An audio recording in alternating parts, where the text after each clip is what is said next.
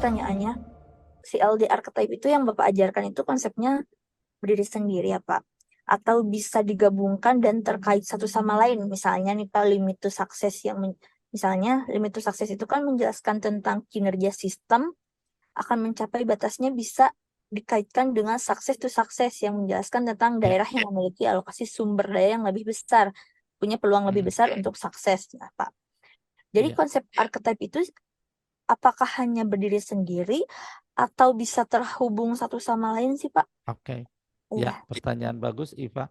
Jadi archetype bisa saja, misalnya satu ketika Iva mau menggambarkan sebuah persoalan, oh ini ternyata kok persoalannya kompleks. Jadi terdiri dari banyak archetype di situ.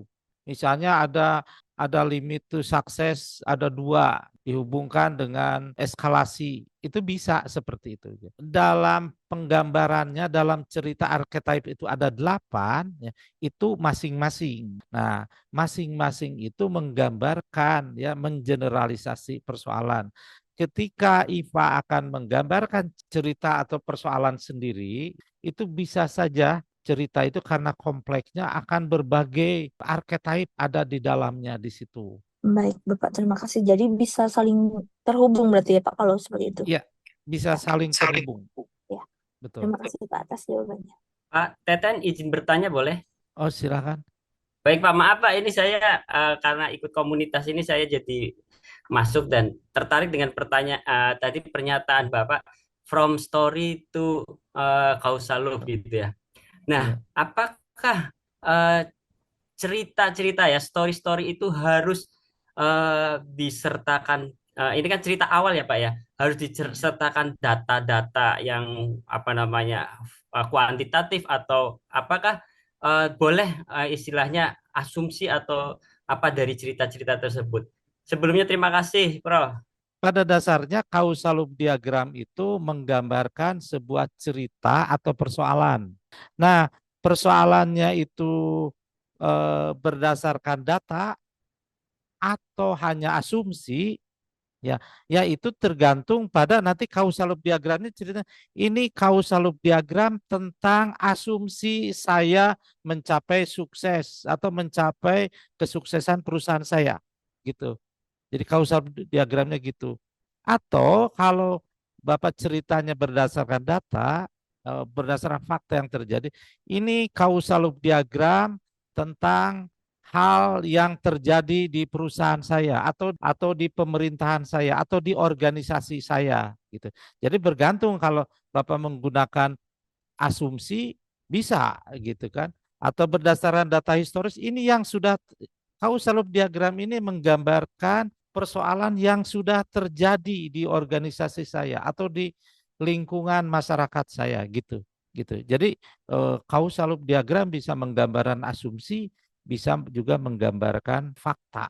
Bahwa ada angka-angka yang menyertainya ya nanti belakangan gitu. Jangan dimulai dari angka, dari struktur dulu. Oke, terima kasih banyak, Pak. Oke. Oleh karena saya lanjutkan sedikit ya, Pak. Oleh karena itu, maka dengan sistem dynamic bisa menggambarkan sesuatu yang belum terjadi, yang belum punya data historis gitu.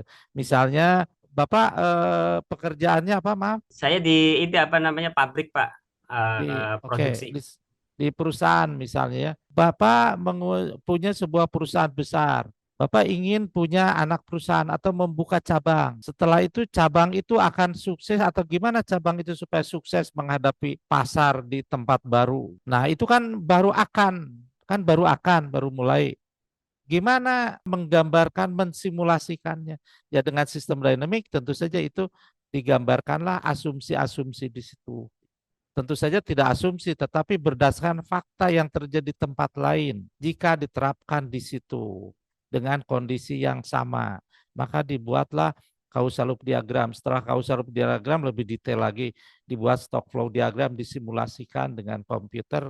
Di situ bahwa, oh ini cabang saya yang akan, dan belum terjadi, akan misalnya akan survive, akan sustain dengan kondisi tertentu dalam menghadapi situasi di tempat yang baru yang berbeda dengan perusahaan induknya. Gitu contohnya, Pak. Sudah Pak habis Teten, belum ya? boleh Siap. izin bertanya nggak Pak Teten? Oh, silakan, Pak. Pak Teten, kan dalam sistem dinamik kan ada hubungan sebab akibat nih Bapak di Ya, situ. Bahwa hubungannya adalah interdependensi. Pertanyaan saya ya. sih mungkin sangat-sangat basic, Pak. Karena bagaimana kita bisa menentukan bahwa hubungan itu menjadi sebab atau akibat atau sebab dan akibat. Terima kasih, Bapak. Kita Oh, bicara tentang hukum hubungan sebab akibat nih, Pak. Nah, yang saya oke. tanyakan itu apakah si A menyebabkan B atau B menyebabkan A. Jadi, Ah, bagaimana kita menentukan bahwa ini sebab atau ini akibat, apa ini dua-duanya sebab dan menjadi akibat. Nah, kayak gitu, Pak. Apakah ini hubungan satu arah atau kalau EV hubungannya menjadi dua arah. Nah, itu sih Bapak, bukan bukan ke korelasi, tapi kita memang ngomong ke eh, sebab akibat. Terima kasih Bapak. oke, terima kasih. Oh ya, saya jadi menjawabnya ke ini apa? Tidak begitu tepat ya. Baik, Pak Tetuko, saya kembali ke bahwa hubungan itu kembali ke dunia nyatanya. Kita memahami dunia nyatanya hubungan itu, karena eh, apa? Faham dulu dunia nyatanya bahwa ini hubungannya searah atau saling mempengaruhi keduanya. Itu barangkali kalau dari saya, Pak Tetuko. Oke, terima kasih Bapak. Tapi ada nggak guidance yang bagaimana kita bisa menentukan bahwa contohnya apakah telur sama ayam, duluan mana yang telur atau ayam duluan. Nah, itu kan terkadang di dalam realnya kita agak-agak rancu nih. Ini yang menjadi sebab dulu, apa ini menjadi akibat, apa dua-duanya saling mempengaruhi. Itu Bapak. Terima kasih. Oke, dari prosedur pemodelan itu tidak ada kecuali dari iterasi. Nah, iterasi itu memahami kembali ke dunia nyatanya. Kita paham bahwa ini hubungannya searah atau hubungannya telur dulu ayam dulu, gitu. Berumpan balik. Atau Pak Artinya Bapak Tasrif? adalah atau artinya gini Pak, dalam satu modeling waktu kita memilih suatu satu permasalahan, kita menganggap bahwa hubungannya itu searah nih, atau kemudian hubungannya adalah sebab akibat. Tapi menurut apa Pak Teten bahwa setelah kita melakukan interaksi, ternyata hubungannya bukan menjadi searah, tapi mungkin menjadi sebab akibat. Mungkin kayak gitu ya Bapak ya. Iya, betul, betul. Jadi kembali misalnya menurut saya sih searah gitu. Tetapi kan yang namanya membuat sebuah model, ya, model tentu saja ada masukan dari pihak lain atau yang lebih expert. Oh, ternyata bahwa dari perspektif lain diketahui bahwa tidak hanya A menentukan B, tetapi B juga menentukan A gitu. Tetapi saya orang pertama tidak tahu. Nah, oleh karena itu saya bertanya kepada expertnya atau di luar yang melihat persoalan B ke A itu dari perspektif yang lain. Oke, terima kasih Bapak. Berarti ada semacam kayak kalibrasi atau kemudian kayak semacam itu ya Pak ya. Ya, Memastikan bahwa model yang kita susun berdasarkan persoalan itu menjadi benar-benar ya Pak ya. Menjadi betul, robust gitu ya. betul, betul, robust. Jadi kalau di sistem dynamic adanya group model building gitu ya.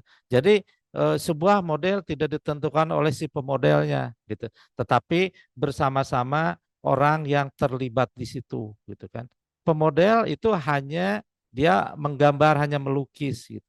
Kita tahu lukisan itu benar jika dikonfirmasi oleh orang yang tahu benar nggak lukisan saya ini menggambarkan. Tentu saja harus dikonfirmasi oleh orang lain, tidak hanya oleh saya si pelukis gitu. Siap Bapak, terima kasih. Apakah kembali lagi, apa kemudian itu bisa dikembalikan kepada grand theory yang akan kita kita gunakan? Apa kemudian untuk menyusun hubungan kausalitas, sorry, hubungan sebab akibat itu kita back to ke grand theory yang nanti akan kita gunakan atau yang lain Pak? Terima kasih. Oke.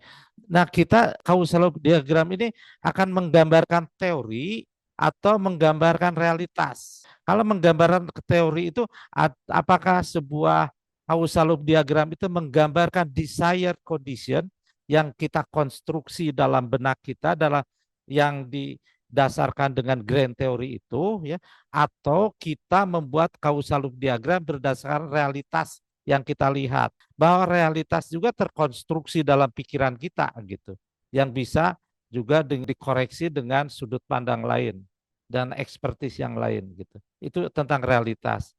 Nah, tetap bisa juga causal diagram menggambarkan grand teori yang kemudian dipersepsi oleh benak kita. Itu juga bisa, Pak. Terima kasih Bapak. Mau share screen?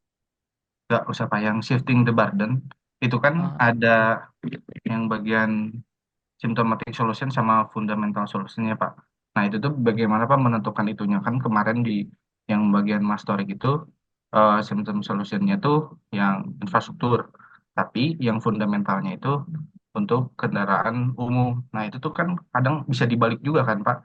Jadi saya tuh ingin bertanya bagaimana cara penentuan supaya tidak keluar gitu, Pak. Sebenarnya ini loh yang bisa dibagikan atau jadikan solusi, bukan jadi fundamentalnya gitu, Pak. Biar tidak terbalik seperti itu. Konteksnya terkait dengan yang diterangkan di kelas ya waktu itu. Oke, jadi saya mau cerita. Saya menjawabnya di umum ya, supaya ini apa audiens yang tidak ikut kelas kemarin juga paham itu. Kemarin itu Mas Torik itu bercerita tentang Jakarta gitu ya, tentang lalu lintas Jakarta. Kemudian ada pendekatan digambarkan dengan berbagai archetype.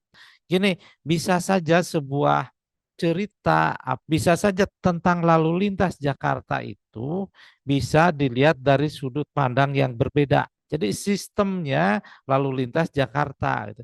Tapi persoalannya, nah ini masuk ke kesistemannya gitu, itu bisa berbeda.